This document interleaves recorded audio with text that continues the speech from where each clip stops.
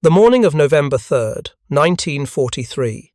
A conference room deep within the Imperial Japanese Navy Ministry in Tokyo. Outside, the city goes about its wartime routine rationing, air raid drills, victory proclamations echoing from loudspeakers. Inside this particular room, however, there is only silence. 5 admirals sit around a low table, their faces illuminated by a single overhead lamp.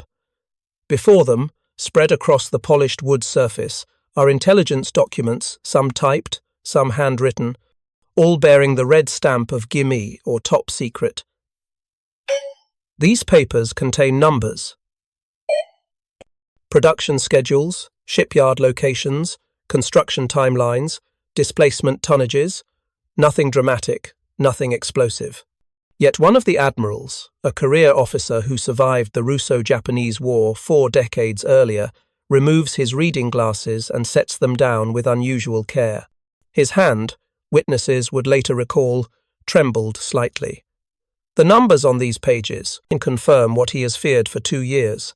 Japan has already lost the war, not in some future battle, not through some catastrophic defeat yet to come. The loss is already determined, written in steel and rivets and the inexorable mathematics of industrial production.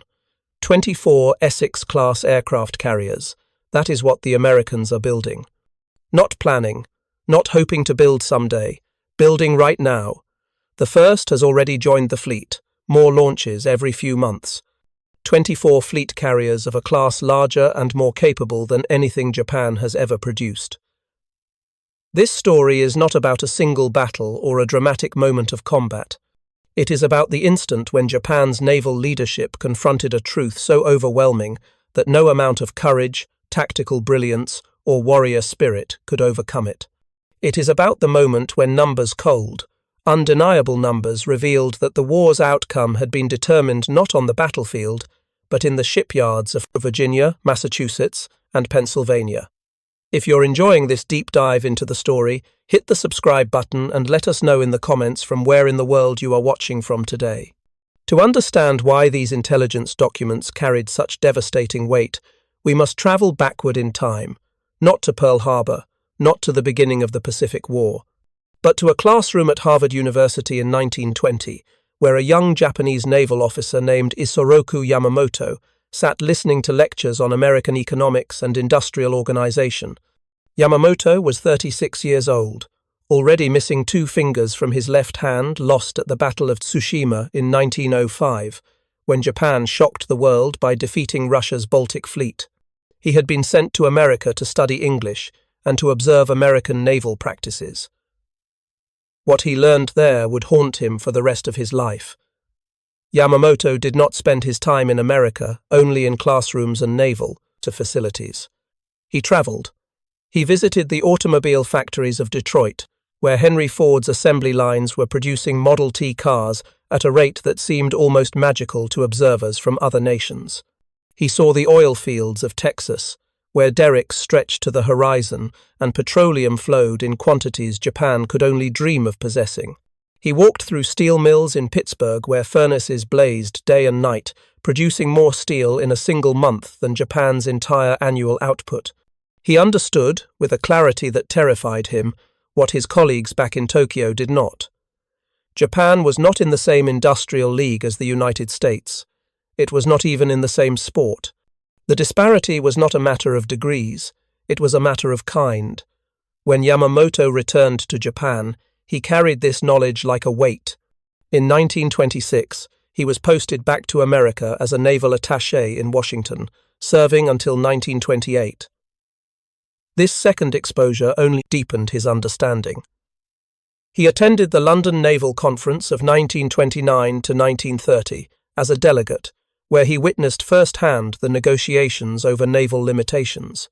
While his superiors focused on ratios and tonnage limits, Yamamoto focused on something else: what would happen when those limits were lifted. He knew the answer. America would build, and Japan could not match that building. Throughout the 1930s, as Japan's military establishment drifted toward war with the Western powers, Yamamoto became increasingly vocal about his opposition. This was not pacifism.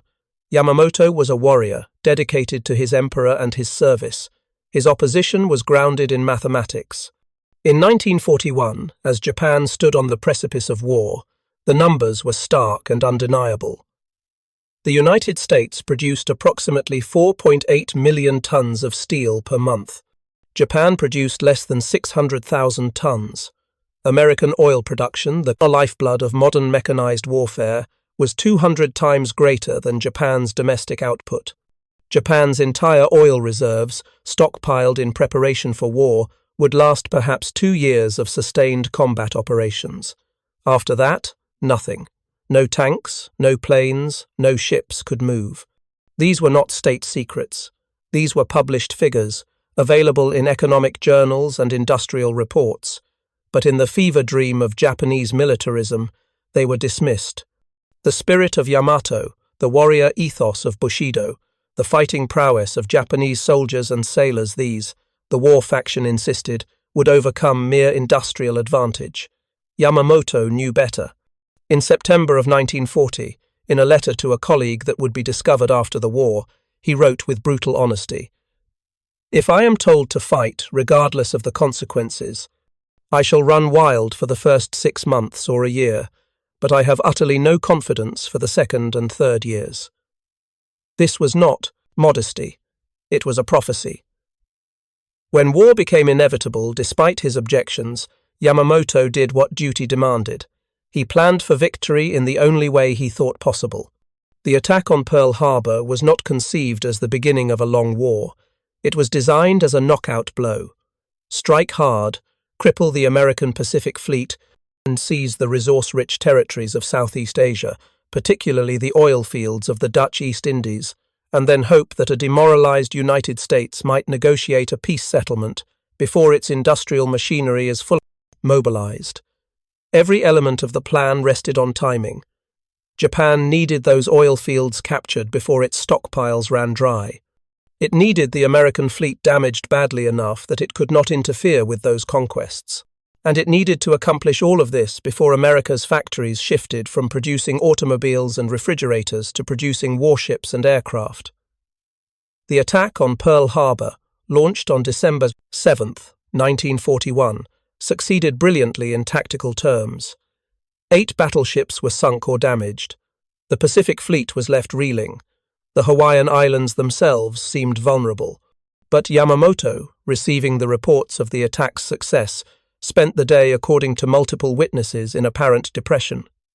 He understood what his celebrating staff officers did not. The American aircraft carriers had been at sea that morning, all 3 of them, Enterprise, Lexington, and Saratoga. The true capital ships of modern naval warfare had escaped untouched.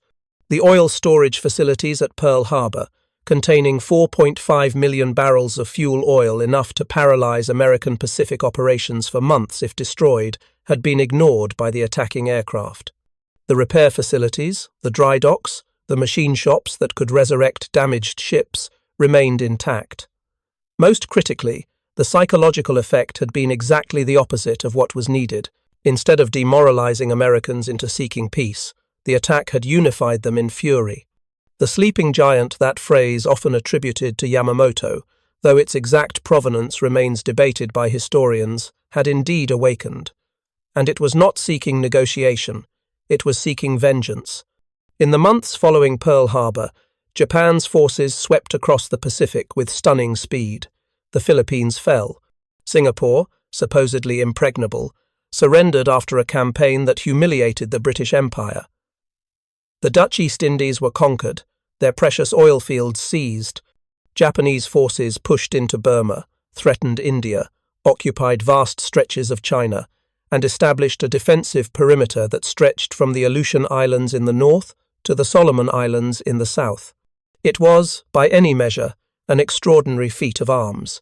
And it was, as Yamamoto had predicted, the high watermark of Japanese success. The clock he had set 6 months to a year of running wild was already ticking down. In May of 1942, the Battle of the Coral Sea resulted in tactical ambiguity, but strategic American victory. The Japanese light carrier Shoho was sunk. The fleet carrier Shokaku was damaged. and the planned invasion of Port Moresby was turned back the first time in the war that Japanese forces had been stopped. A month later, in June of 1942, came the Battle of Midway. American codebreakers, another manifestation of American technological and educational infrastructure, provided advance warning of Japanese plans. In a battle decided in minutes, American dive bombers struck 3 Japanese fleet carriers, Akagi, Kaga, and Soryu, catching them with their decks full of armed and fueled aircraft. The resulting explosions and fires turned the carriers into infernos. A 4th carrier, Hiryu, was destroyed later that day. Japan lost 4 fleet carriers in a single day. These were not just ships. They were the cream of Japan's naval aviation. Vessels that had launched the attack on Pearl Harbor that had terrorized the Pacific for 6 months. Their air groups, the elite pilots who had trained for years, went down with them. The battle occurred almost exactly 6 months after Pearl Harbor. Yamamoto's timeline was already coming true. But even Midway, devastating as it was, did not immediately reveal the full scope of Japan's predicament. Japan still had carriers. The war could still be fought. What Japanese naval planners did not yet fully grasp was what was beginning to take shape in American shipyards. On July 3, 1940, before Pearl Harbor, before the war, the United States Navy had ordered 3 aircraft carriers from Newport News Shipbuilding and Dry Dock Company in Virginia. These were designated CV-9, CV-10, and CV-11. They were the first of what would become the Essex-class. The Essex-class design emerged from hard lessons learned operating carriers through the 1930s.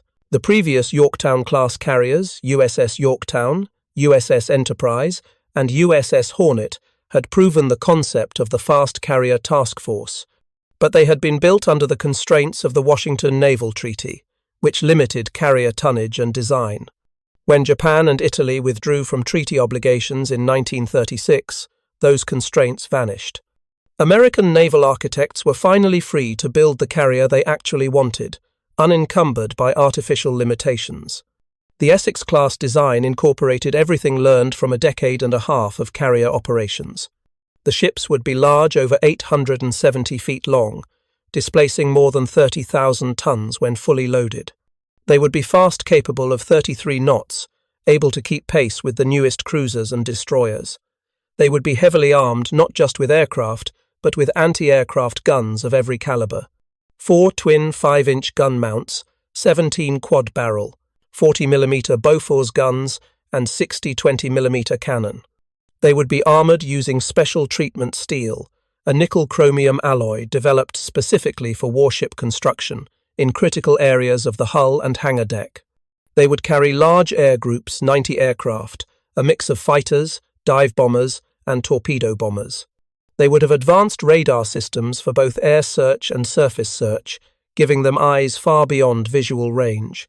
They would have redundant damage control systems, multiple fire mains, compartmentalization designed to contain flooding and fires. They were, in every respect, purpose-built weapons of industrial warfare, and the United States planned to build them in numbers. When Pearl Harbor occurred, 6 Essex-class carriers were already under construction. The attack did not slow the program. It accelerated it. In August of 1942, Congress appropriated funds for 19 additional Essex-class carriers. 10 were ordered immediately. 3 more followed in June of 1943. The bureaucratic machinery of the American government, so often mocked for its inefficiency, had done something that would prove decisive. It had given industry clear direction, adequate funding, and a mandate to build as fast as physically possible. The American shipbuilding industry, even in peacetime, was substantial, but in wartime, fed by unlimited government contracts and driven by patriotic fervor, it became something unprecedented in human history. Newport News Shipbuilding in Virginia, Bethlehem Steel's Fall River Shipyard in Quincy, Massachusetts, the Philadelphia Navy Yard, the Norfolk Navy Yard, the Brooklyn Navy Yard all received contracts for multiple Essex-class carriers. These were not experimental vessels, with each yard figuring out the design independently. They were standardized. The blueprints were identical, The construction techniques were shared. The supply chains were coordinated. When one yard discovered a more efficient method of welding a particular joint or installing a particular system, that knowledge spread to all the others. This was industrial warfare at its most fundamental level. Henry Ford's assembly line philosophy applied not to automobiles but to 30,000-ton warships. The first Essex-class carrier to be completed was USS Essex herself, CV-9. Her keel had been laid on April 28, 1941. She was commissioned on December 31, 1942, 20 months from keel to commissioning. For a ship of her size and complexity, this was remarkable. But it was only the beginning. As the shipyards gained experience, as the supply chain smoothed out, as workers became more proficient, construction times dropped. Subsequent carriers were completed in 14 to 16 months. Some took even less time. This was not a matter of cutting corners or producing inferior vessels. These were fully capable, thoroughly tested warships. The speed came from expertise, from coordination, from the application of industrial efficiency to a process that had traditionally been artisanal. By mid-1943, Essex-class carriers were joining the fleet with increasing frequency. USS Yorktown, CV-10, named after the carrier lost at Midway, was commissioned in April of 1943. USS Lexington, CV-16, named after the carrier lost at the Coral Sea, was commissioned in February of 1943. USS Bunker Hill in May. USS Intrepid in August. USS Hornet, CV-12, in November. Each commissioning ceremony was another nail in the coffin of Japanese naval power. But Japan's admirals did not yet have the full picture. They knew the Americans were building carriers. That was obvious from the appearance of new vessels in the Pacific. What they did not yet fully comprehend was the scale. Japanese naval intelligence operated under severe constraints throughout the war. Japan had never developed a robust peacetime intelligence apparatus in the United States, partly because Japanese nationals were highly visible in America, and partly because the open nature of American society made traditional espionage techniques less effective than they were in Europe. After Pearl Harbor, with Japanese Americans interned and Japanese nationals expelled or imprisoned, Japan's ability to gather first-hand intelligence from the United States essentially collapsed. They were reduced to analyzing radio intercepts, interrogating captured American servicemen who often knew little of the larger picture, and piecing together fragmentary reports from neutral countries. But by late 1943, the pattern was becoming unavoidable. New Essex-class carriers kept appearing. The names were being identified: Yorktown, Lexington, Wasp, Hornet. These were names of carriers Japan had sunk. The Americans were not just replacing losses, they were building beyond replacement. Japanese naval analysts, working with incomplete information, began attempting to calculate American production rates. How many carriers were under construction? How quickly could they be completed? What would the American carrier force look like in 6 months? In a year? The numbers they arrived at seemed almost impossible, but they were, if anything, conservative. The truth was worse than they calculated. The Japanese Empire's own shipbuilding program provided a grim point of comparison. In 1941, as war approached, Japan had laid down exactly one purpose-built fleet carrier, the Taiho. She was intended to be the pride of the combined fleet, incorporating lessons learned from years of carrier operations. Her design included an armoured flight deck, inspired by British carrier practice, capable of withstanding bomb hits that would cripple American carriers with their unarmoured wooden decks. She displaced over 29,000 tons, could carry between 65 and 84 aircraft, depending on aircraft type, and incorporated the most advanced damage control systems Japanese naval architecture could produce. Her keel was laid on July 10, 1941, at the Kawasaki shipyard. She would take 32 months to complete, finally commissioning in March of 1944. 32 months for one carrier. Meanwhile, the Americans were producing Essex-class carriers in 14 to 16 months, and not one at a time. Simultaneously, By late 1943, Japan's carrier construction program was in crisis. The losses at Midway had created an urgent need for replacement carriers, but Japan's industrial base could not respond with anything approaching adequate speed. The solution, such as it was, involved two parallel efforts. First, complete the Taiho as quickly as possible. Second, design a smaller, simpler carrier that could be mass-produced more rapidly. The result was the Unryu class, a design based on the pre-war Hiryu class carriers, scaled down and simplified for faster construction. The Unryu class carriers displaced only 17,150 tons, standard barely more than half the displacement of an Essex-class. They carried fewer aircraft, around 65 compared to the Essex's 90. They were less heavily armed, less well protected, and less capable in almost every measurable way. But they could, theoretically, be built faster. The Japanese Navy planned to construct 14 Unryu-class carriers. This would, they calculated, restore Japanese carrier strength to something approaching parity with American forces. The plan was ambitious. The reality was devastating. The first Unryu-class carrier, Unryu herself, was laid down on August 1, 1942, at the Yokosuka Naval Arsenal. She would take over 2 years to complete, commissioning on August 6, 1944. 2 years for a carrier that was supposed to be a simplified, mass-production design. The second and third Unryu-class carriers, Amagi and Katsuragi, were commissioned in the fall of 1944. All three arrived too late to affect the war's outcome. None received adequate air groups. Japan's pilot training program had collapsed, unable to replace the losses of 1942 and 1943. Unryu herself sortied exactly once, in December of 1944, on a logistics mission to transport aircraft. On December 19th, she was torpedoed and sunk by the American submarine USS Redfish. She had been in commission for 4 months and 16 days. Of the 14 Unryu-class carriers planned, only 3 were completed. The rest were either cancelled, bombed while under construction, or remained incomplete on the slipways when the war ended. Japan's entire wartime carrier construction program, combining purpose-built carriers, conversions from other hulls, and light carriers, produced approximately a dozen carriers of all types.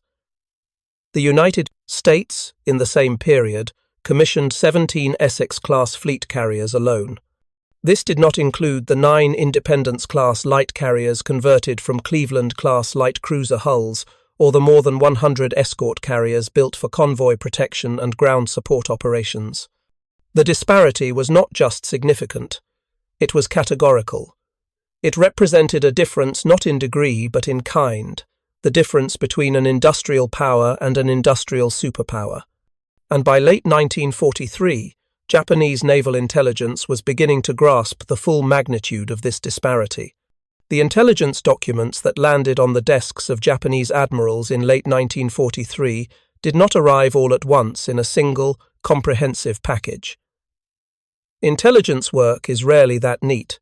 Instead, the picture emerged gradually, piece by piece, report by report, each fragment adding to a mosaic that became more terrifying as it grew more complete. Some information came from radio intercepts. American naval communications, even when encrypted, revealed patterns. The appearance of new call signs, changes in fleet organization, references to new ship names all provided clues.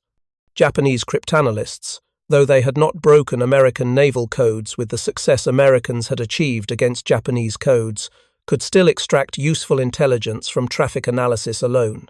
Some information came from submarine reconnaissance. Japanese submarines, prowling near American ports and operating areas, occasionally photographed American ships or observed fleet movements. These glimpses were fragmentary but valuable. Some information came from interrogations of captured American servicemen. A pilot shot down over Tarawa. A sailor pulled from the water after his ship was sunk. These men often knew which carriers were operating in the Pacific, had seen new ships joining the fleet, could describe capabilities and equipment. Some information came from neutral observers. Japanese diplomats in neutral countries like Portugal, Spain, and Turkey cultivated sources who had contact with American or British personnel. The information was usually dated and incomplete, but it provided another piece of the puzzle. And some information came from open sources, American newspapers and magazines, delayed by weeks or months in reaching Japan, but still containing useful intelligence. The United States, despite wartime censorship, remained a relatively open society. The launches of new carriers were announced, commissioning ceremonies were reported, production figures, though carefully managed, occasionally appeared in industrial journals. By autumn of 1943, Japanese naval intelligence had compiled enough information to produce comprehensive assessments of American carrier construction. These assessments were distributed to senior officers throughout the combined fleet and the Naval General Staff. The documents contained tables, charts, and carefully worded estimates. They represented the best intelligence available, and they confirmed the nightmare. The assessments indicated that the Americans had commissioned 6 or 7 Essex-class carriers by late 1943, with more joining the fleet every few months. Projections suggested that by mid-1944, the Americans might have as many as 12 to 15 fleet carriers operational, with additional units under construction. These were conservative estimates. The reality was that the American construction program was proceeding even faster than Japanese intelligence calculated. But even the conservative estimates were devastating. Japan, at the same point, had approximately 8 fleet carriers operational, and this number was deceiving, because it included converted carriers with limited capabilities and carriers that had suffered damage and required extended repairs. For Japanese naval planners, the arithmetic was simple and brutal. America was building carriers faster than Japan could sink them. Even if Japan won every carrier battle, even if Japan achieved favorable exchange rates, sinking 2 American carriers for every 1 lost, the mathematics still favored America. Because America could replace its losses, Japan could not. This was the fundamental, inescapable logic that underlay every calculation. The war of attrition, which Japan had sought to avoid through the Pearl Harbor knockout blow, had arrived anyway, and Japan was losing it, but the full scope of the disaster had not yet been revealed. The intelligence assessments of late 1943 were based on incomplete information. The actual extent of the American construction program was worse, much worse than Japanese analysts believed. In reality, by the end of 1943, the United States had commissioned 7 Essex-class carriers.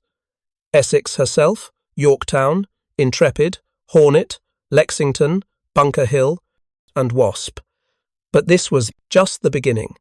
In January of 1944, USS Franklin was commissioned. In March, USS Ticonderoga. In May, USS Randolph and USS Hancock. In August, USS Bennington. In November, USS Bonhomme Richard. In December, USS Shangri-La. By the end of 1944, 14 Essex-class carriers had been commissioned. 7 more were under construction in various stages of completion. 3 additional carriers authorized in the original program would be cancelled as the war wound down, their construction judged unnecessary. But the final count, 24 Essex-class carriers commissioned between December 1942 and September 1950, represented a feat of industrial production unprecedented in naval history.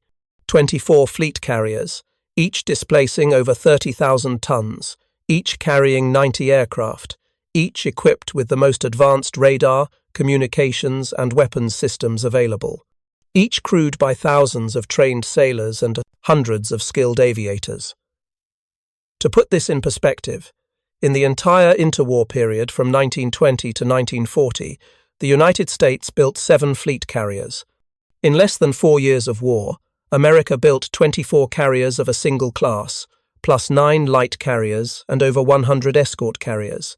The Japanese Empire, in its entire history, built or converted approximately 24 carriers of all types combined. The Americans built that many Essex-class fleet carriers alone. This was the reality that confronted Japanese admirals as intelligence reports accumulated through 1943 and into 1944. This was the arithmetic of defeat. The impact of this realization on Japanese naval strategy was profound and, ultimately, tragic. Japanese naval doctrine had always emphasized the concept of the decisive battle, a single, climactic engagement in which the combined fleet would destroy the American Pacific Fleet through superior training, tactics, and fighting spirit. This doctrine dated back to the Battle of Tsushima in 1905, where Admiral Heihachiro Togo had destroyed the Russian Baltic Fleet in a single day's fighting, achieving one of the most complete naval victories in history. Tsushima had shaped Japanese naval thinking for 4 decades. The decisive battle was the goal. Everything else, the training, the emphasis on offensive power over defensive protection, the development of oxygen-powered long-lance torpedoes, the focus on night fighting techniques was designed to win that decisive battle. But the decisive battle doctrine assumed rough parity in forces. It assumed that through superior skill and aggressive tactics, Japan could overcome modest numerical disadvantages. It did not account for categorical industrial superiority. It did not account for an enemy who could lose the decisive battle and still win the war through sheer production capacity. By late 1943, thoughtful, Japanese naval officers understood that the decisive battle, even if won, would not end the war. The Americans would simply build more carriers, train more pilots, and come back stronger than before. This understanding produced a kind of strategic paralysis. If the decisive battle could not win the war, what could? Some officers argued for a defensive strategy, fortifying key positions, making each American advance as costly as possible, hoping that American public opinion might turn against a long, bloody war. Others argued for continuing to seek the decisive battle, because what else could Japan do? Even a slim chance of victory was better than guaranteed defeat. Still others, more cynically, understood that the war was already lost, and that the goal now was to preserve as much of the fleet and as many lives as possible for whatever post-war settlement might emerge. These debates occurred in classified meetings, in private conversations, in carefully worded memoranda that avoided explicit defeatism but conveyed resignation. The official position remained one of determination and confidence. Japan would fight on. Victory was still possible. The spirit of Yamato would overcome material disadvantages. But increasingly, this was propaganda, not strategy. The truth became undeniable in June of 1944, at the Battle of the Philippine Sea. The Japanese Navy had prepared Operation A-Go, a plan to draw the American fleet into a decisive battle in defense of the Mariana Islands, using land-based aircraft and carrier aircraft in combination to overwhelm American forces. On paper, the plan had merit. Japan committed 9 fleet carriers, Taiho, Shokaku, and Zuikaku, light carriers Junyo, Hio, Ryuho, Chitose, Chiyoda, and Zuiho, carrying approximately 473 aircraft. These would be supplemented by land-based aircraft from Guam and other islands, bringing Japanese air strength to over 700 aircraft. Opposing them was the American Fifth Fleet, including 7 Essex-class carriers, Hornet, Yorktown, Bunker Hill, Wasp, Enterprise, Lexington, and Essex plus 8 light carriers, carrying over 900 aircraft. The Americans also enjoyed advantages in radar, in fighter direction, in damage control, and in the quality of their aircraft. The new F-6F Hellcat fighter had replaced the earlier F-4F Wildcat and was superior in almost every respect to Japan's Zero fighters, particularly at high altitude. American pilots, though less experienced than the pre-war Japanese veterans, were better trained than the hastily prepared replacements Japan was now fielding. On June 19, 1944, Japanese carrier aircraft launched their strikes against the American fleet. The results were catastrophic for Japan. American radar detected the Japanese aircraft at long range. Fighter direction officers vectored F-6F Hellcats into optimal intercept positions. American pilots, climbing to altitude, dove through the Japanese formations with devastating effect. In what American pilots would later call the Great Marianas Turkey Shoot, Japanese aircraft were slaughtered. Of approximately 373 carrier aircraft launched by Japanese carriers that day, approximately 315 were shot down. The Americans lost approximately 30 aircraft in air-to-air combat. It was not a battle, it was an execution, and the carriers themselves did not escape. The Japanese fleet carrier Taiho, that pride of the combined fleet, the most advanced carrier Japan had produced, was hit by a single torpedo from the American submarine USS Albacore.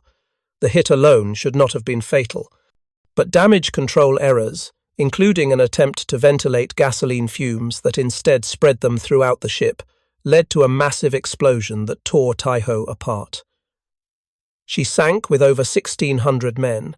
The fleet carrier Shokaku, veteran of Pearl Harbor and numerous battles, was hit by 4 torpedoes from the submarine USS Kavala.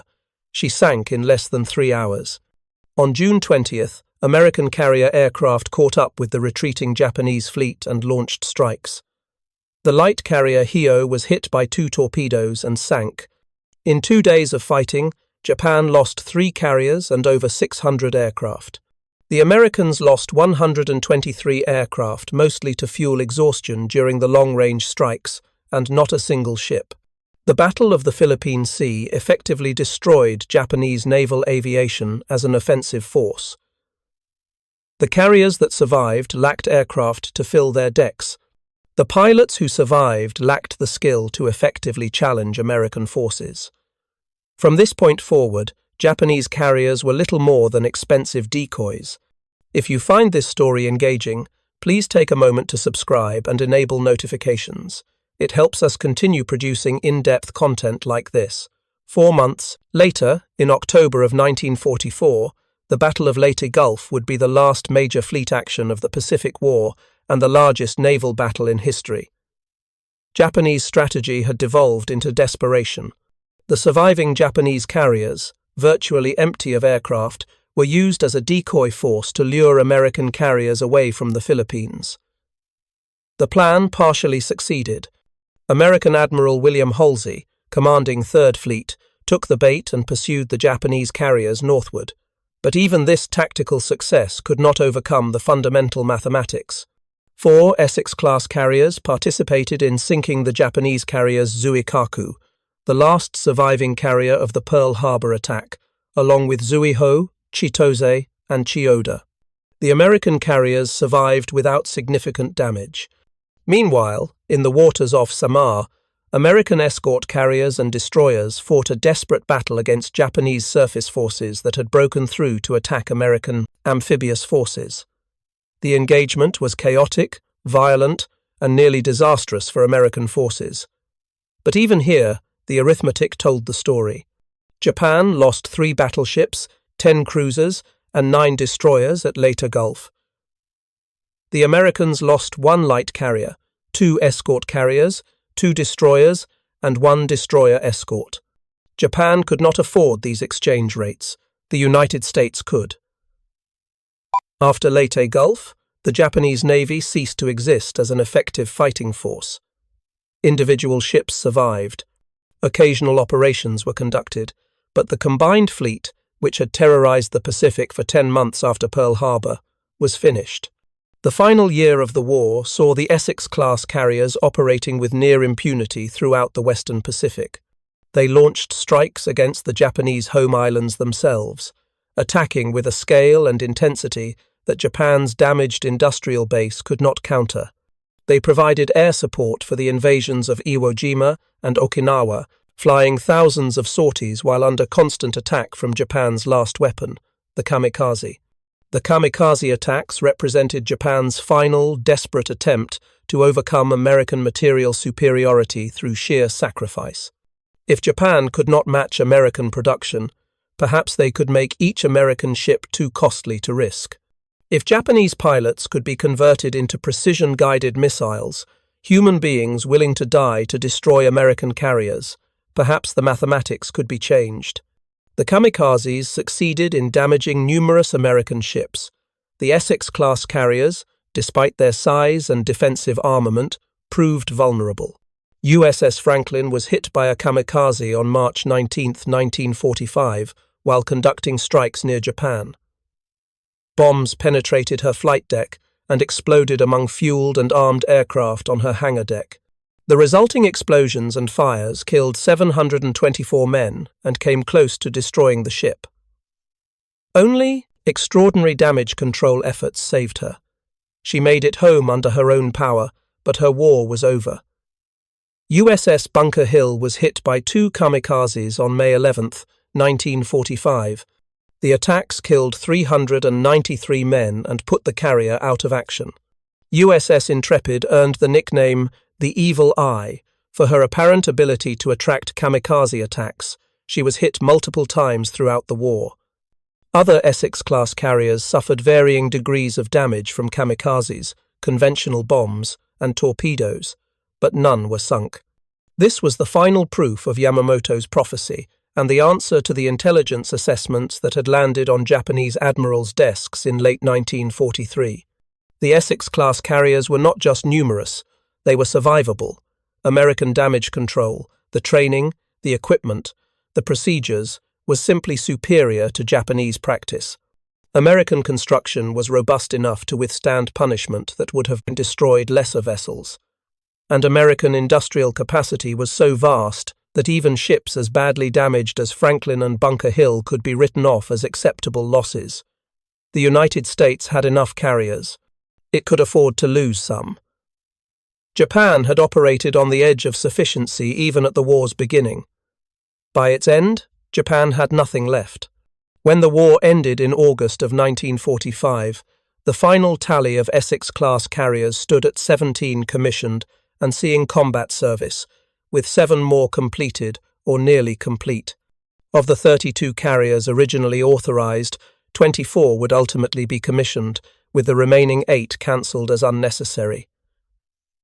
24 fleet carriers, the most numerous class of capital ships in the 20th century, a feat of industrial production that has never been equalled and, given the nature of modern naval warfare, will almost certainly never be repeated. But the story of the Essex-class carriers is not, primarily a story of ships. It is a story of the collision between ideology and mathematics, between belief and reality, between what Japan's military leadership hoped would happen and what the numbers said would happen. That conference room in Tokyo in November of 1943, where admirals examined intelligence documents and confronted the scope of American carrier construction, as the moment when hope confronted arithmetic. The numbers were clear: 24 Essex-class carriers under construction or planned. Each is more capable than most Japanese carriers. Each produced in half the time it took Japan to build an inferior vessel, each representing a level of industrial capacity Japan could not approach. The psychological impact of this realization is difficult to fully capture. These were men who had dedicated their lives to the Imperial Japanese Navy. They had witnessed Japan's rise from a feudal society to a world power.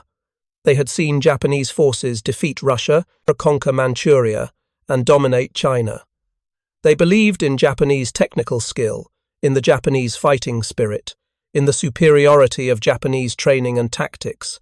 And all of it all, the belief, all the dedication, all the sacrifice, meant nothing against the simple mathematics of industrial production. This was not a matter of courage. Japanese sailors and airmen fought with extraordinary bravery throughout the war. This was not a matter of tactical skill. Japanese tactics were often innovative and, in the war's early stages, devastatingly effective. This was not even a matter of technology. Japanese torpedoes were superior to American torpedoes for the first 2 years of the war. Japanese night fighting techniques were better than American techniques until American radar closed that gap. But courage, skill, and selective technological advantages could not overcome a 10-to-1 disparity in steel production, a 50-to-1 disparity in aircraft production, and a 200-to-1 disparity in oil production. The war had been lost before it began. The intelligence assessment simply made that truth explicit. Yamamoto understood this. His prediction, 6 months to a year of running wild, followed by no confidence in the second and third years, had proven precisely accurate. He died in April of 1943, shot down by American P-38 fighters after American codebreakers intercepted his itinerary.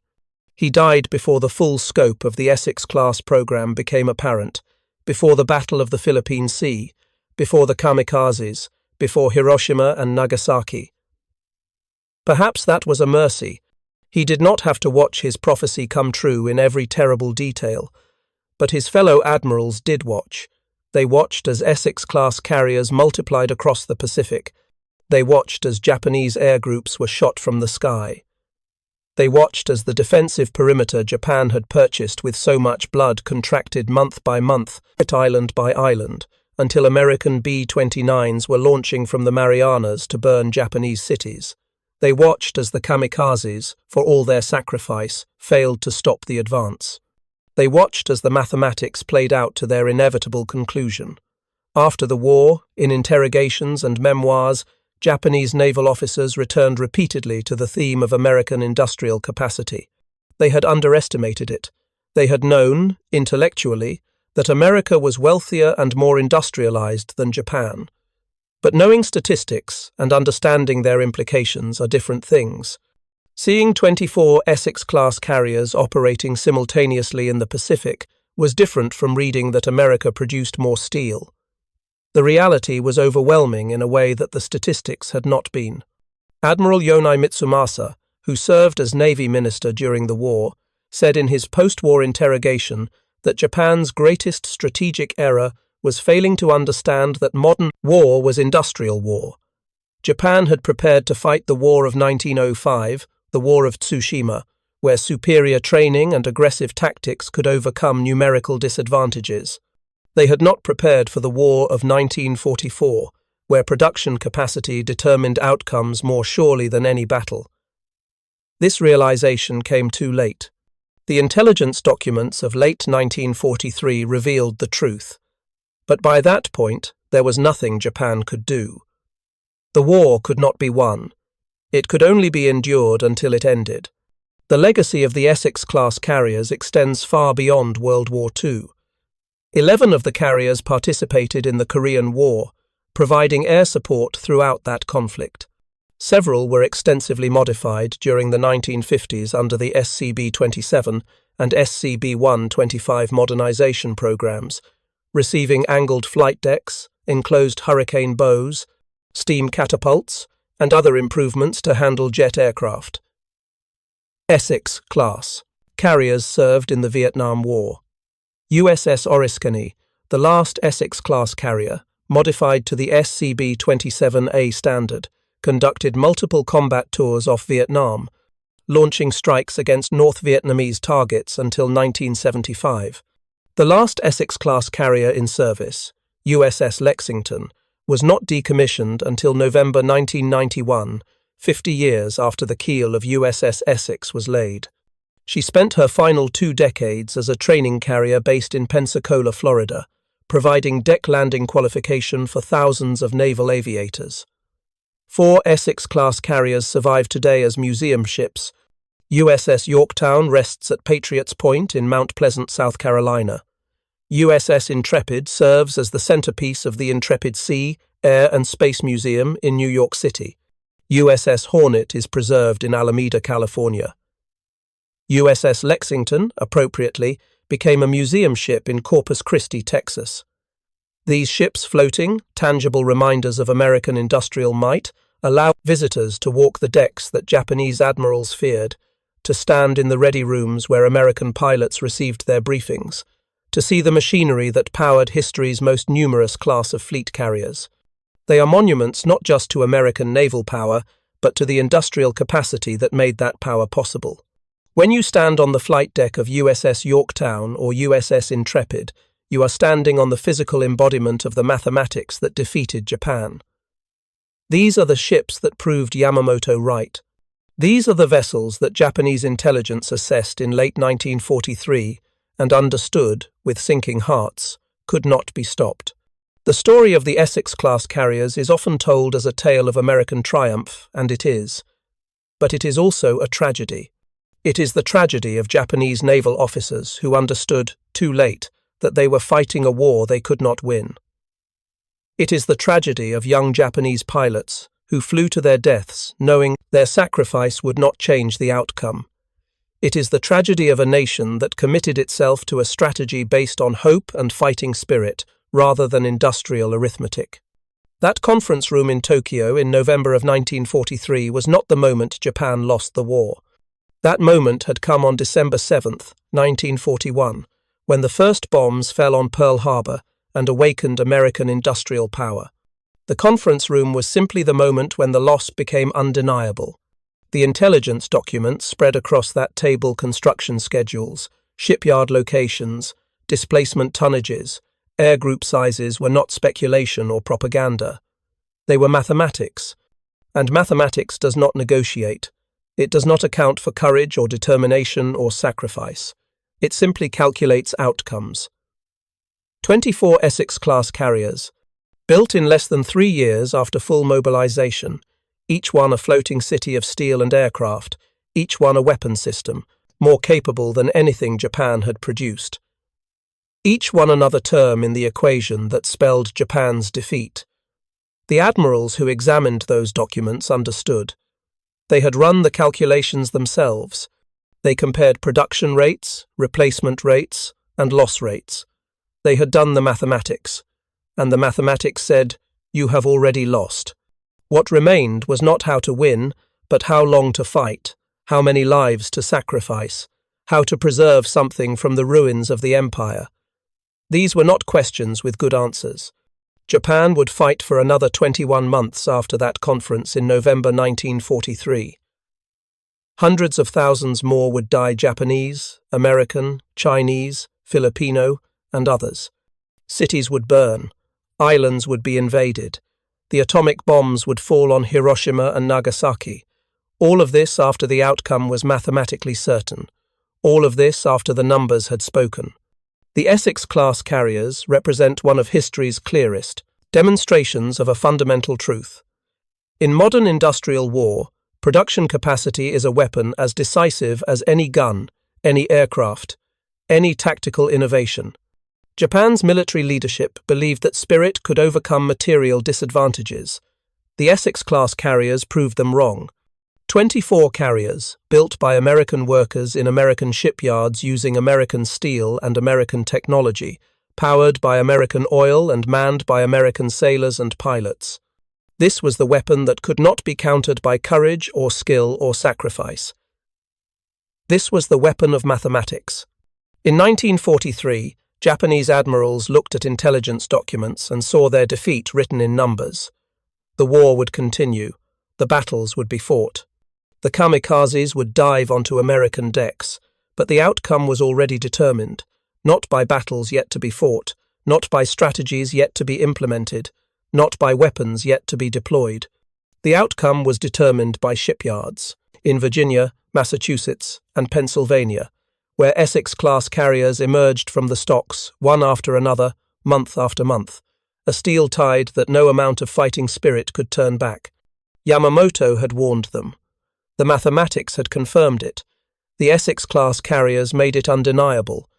The sleeping giant had awakened, and it built ships faster than Japan could sink them. That was the beginning and end of the Pacific War. Written in steel and numbers, proven in battle, remembered in 4 museum ships that rest today in American harbors, eternal monuments to the arithmetic of industrial warfare and the mathematics of defeat. Thank you for watching. For more detailed historical breakdowns, check out the other videos on your screen now, and don't forget to subscribe.